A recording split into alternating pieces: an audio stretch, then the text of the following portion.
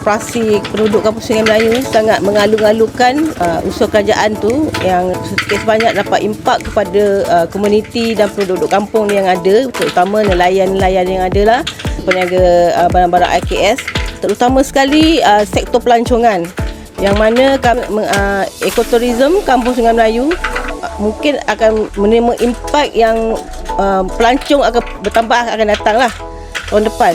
Kami pun memang dia jangka akan bersiap sedialah dengan kunjungan pelancong yang akan ramai ke tahun depan.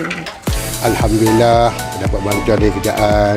Alhamdulillah juga untuk semua sekali lah bantuan terima. Alhamdulillah. Terima kasih kerajaan Malaysia. Alhamdulillah buat kerajaan Malaysia, terima kasih sebab ada bantuan belia. Terima kasih jugalah kepada kerajaan Malaysia. Terima kasih jugalah kepada kerajaan Madani kerana meneruskan allowance hari hidup bagi nelayan sebanyak 300 tu. Dengan allowance yang ada, dapat juga kita beli jaring dan peralatan untuk ke laut lah.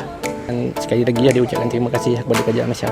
Saya penerima allowance sari hidup nelayan. Sangat membantu dan dapat membeli barang-barang peralatan jaring, peralatan dapur, macam pembelanjaan sekolah dapat juga membantu sikit. Saya nak ucapkan berterima kasih kepada kerajaan atas bantuan sara hidup nelayan.